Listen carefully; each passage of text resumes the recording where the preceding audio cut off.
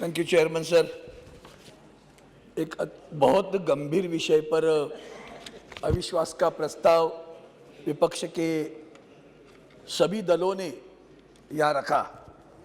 दुर्भाग्यवश जिस गंभीरता से हमारे मित्र गोगोई जी ने इस प्रस्ताव को रखा, उसके बाद में जो भाषण मैं सुन रहा हूँ, 1953 में क्या हुआ, 76 में क्या हुआ, पैदा भी नहीं हुआ था तू।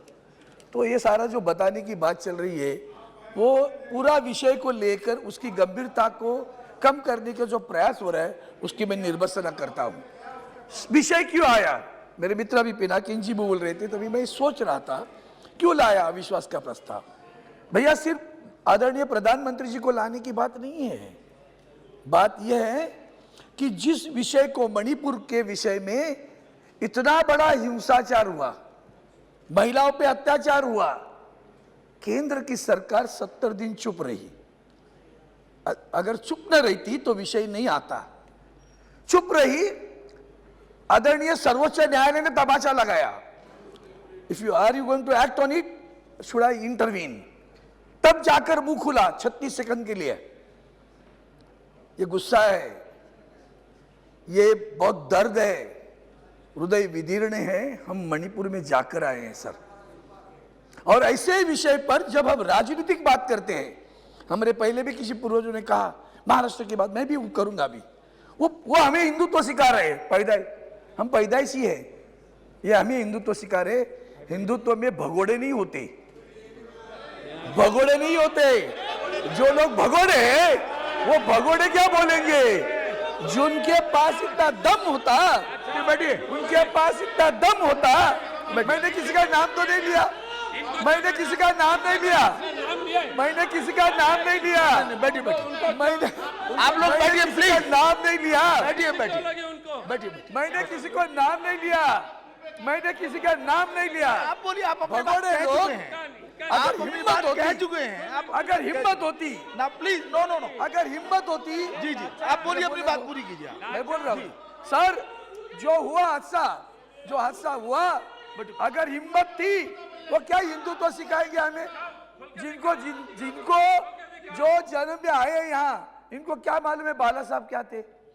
वंदनीय बाला साहब ने हिंदुत्व ये बताया, भैया मुझे मंदिर में घंटा बजाने वाला हिंदू नहीं चाहिए, आतंकवादियों को मारने वाला हिंदू चाहिए। ये विचारधारा उनकी। विचारधारा कुछ नहीं सर। आज मैं बताऊंगा इस सदन में सच्चाई क्या है। झूठे लोग सच बताने की कोशिश करते हैं, उस विषय पर मैं आऊंगा। और भी झूठे लोग झूठी बात करके सच्चाई बता, छुपाने की बात करते। अब रही बात जो हुआ वह हादसा, सर महाराष्ट्र की बात आई, आपने कहा अविश्वास प्रस्ताव क्यों? मैं बताता हूं अविश्वास प्रस्ताव क्यों। जिस तरह से आपने बर्ताव किया है, वो मणिपुर के बारे में हो, हिंदुत्व के बारे में हो, और अन्य आपकी राजनीतिक सामाजिक नीति जो रही, मैं आपको बता देता हूं। आज की सरकार भी जो कहते हैं ना, हमने किया हिंदुत्व के लिए, इनको छोड़ दिया। अरे जिनको छोड़ा वो तुम्हारे पास आए वापस। जिनका नाम लेकर आदरणीय प्रधानमंत्री जी ने कहा कि नेशनल एनसीपी पार्टी क्या है? Natural corrupt party. उन्होंने भरी सभा में, भरी रैली में कहा, 3 दिन बीते, उस रैली में आगे कहा 70,000 करोड़ का घोटाला हुआ, सिंचाई का घोटाला हुआ, बैंकों का घोटाला हुआ। 4 दिन में जिनके नाम पर घोटाले थे, सभी महाराष्ट्र की सरकार में शामिल हुए। सिर्फ शामिल नहीं हुए, मंत्री भी बने सर, मंत्री बने। मंत्री बने मतलब क्या है? भ्रष्टाचार के खिलाफ हो आप? ईडी के केसेस लेकर सबको डरा के लेके गए। भगोड़े लोग बोलेंगे राष्ट्रीयत्व की बात, और ये वॉशिंग मशीन जो चल रहे हैं ना सर, ये क्या बोलेंगे? उस वक्त तो उनका नाम लेके गए थे, अभी उनके साथ में बैठे। आज विषय गंभीर किस बात का है कि आदरणीय प्रधानमंत्री जी ने छुप कर बैठे, माननीय सर्वोच्च न्यायालय तमाचा लगाने के बाद। अब आगे चलकर पिछले 4 दिन में क्या क्या हुआ? पिछले 4 दिन में जैसे हमारे बारे में हुआ, आज भी हमारे महाराष्ट्र में जो सरकार है, वो संविधान बाह्य सरकार है। माननीय सर्वोच्च न्यायालय ने न्याय दिया, कह दिया है सभी लोग अपात्र होंगे। मुख्यमंत्री से लेकर सभी का नाम लिया, ये सभी अपात्र होने वाले हैं। फिर भी मैं तो सुप्रीम कोर्ट का बोलो सुप्रीम कोर्ट से कि मैं पार्लियामेंट में बोल रहा हूं, सुप्रीम कोर्ट ने सुप्रीम कोर्ट ने निर्णय दिया, सदस्य पे कार्रवाई करने का निर्णय दिया। अब क्या बात करेंगे? अब यही बात कहता हूं, आगे चलकर सभापति चेयरमैन सर, सुप्रीम कोर्ट ने यहां भी कर दिया मणिपुर में। कल क्या निर्णय दिया पता है आपको?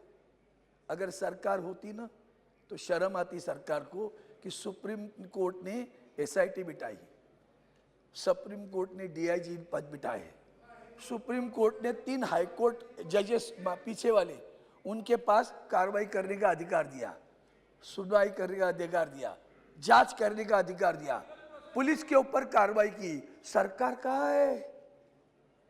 सुप्रीम कोर्ट चला रहा है। मणिपुर की जांच कौन करेगा? सुप्रीम कोर्ट तय कर रहा है। ये तो आपकी सरकार पर तमाचा है।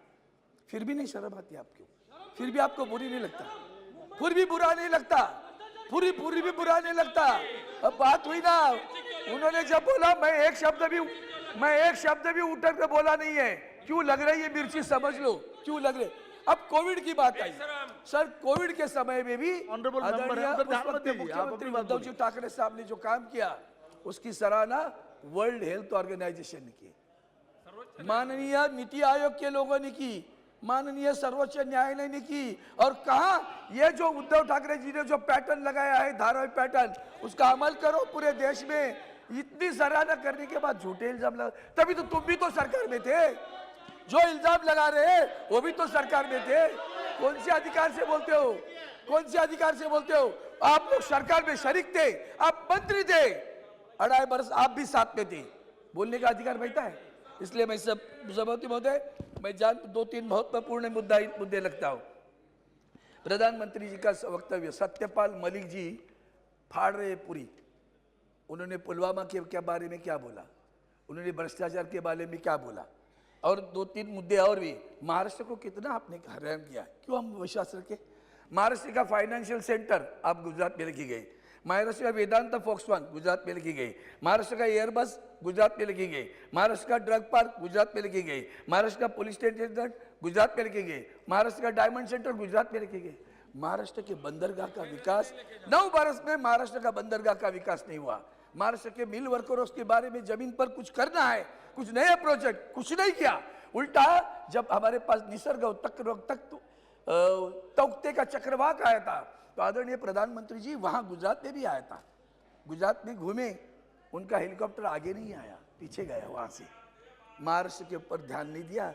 इतना सारा इल्जाम लगे। इसके बाद में हम बुलेट ट्रेन, हमारे यहाँ तो 10%, तो हमारे पास 70% पैसा बुलेट ट्रेन के लिए, सबकी गुजरात की सारा इस्तेमाल होना है।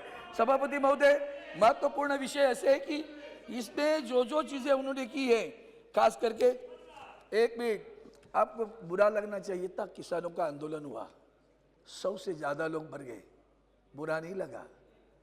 आखिर में आदरणीय प्रधानमंत्री जी को कहना पड़ा, क्षमा मांगनी पड़ी। देश की क्षमा मांगता हूं और सारे बिल वापस लेता हूं। मरे कितने लोग, कुछ है उसकी परवाह? मॉनिटाइजेशन किया, कितने लोग मरे, है कुछ अश्रु ढाया? पुलवामा के लिए अश्रु ढाया? कभी नहीं अश्रु ढाया। यही तो दुख है, यही तो दर्द है। संवेदनाहीन सरकार चला रही है। और इसलिए सभी सभापति महोदय, आज जो काम हो रहा है, या जो खास करके पब्लिक सेक्टर हमारे जो बेचे जा रहे हैं, बेरोजगारी है, महंगाई है, अभी तो सभी ने बोला तो मैं उससे ज्यादा नहीं बोलूंगा। पब्लिक सेक्टर में बीएसएनएल कहा गया, इनके ऊपर इल्जाम लगाते लगाते 2 वर्ष बिताए, आज 9 वर्ष हो गए, बीएसएनएल डूब रहा है, एमटीएनएल डूब रहा है, स्ट्रेटेजिक कंपनी है, कुछ नहीं हो रहा। कहाँ रोजगार मिला? और गद्दारों को फिर बुरा लगता है गद्दार कहने के। महिलाओं पे अत्याचार, पेंशन का विषय। और सभापति महोदय, आखिर में इतना ही चाहता हूँ, क्यों हम इकट्ठे आए हैं? हम इंडिया, हमारा इंडिया कहते हो तो बुरा लगता है। आप तो खेलो इंडिया कहते हो, बेचो इंडिया कहते हो। इसलिए इतना ही आखिर में एक वाक्य कहता हूँ, नफरत करने वालों के सीने में प्यार भर दो।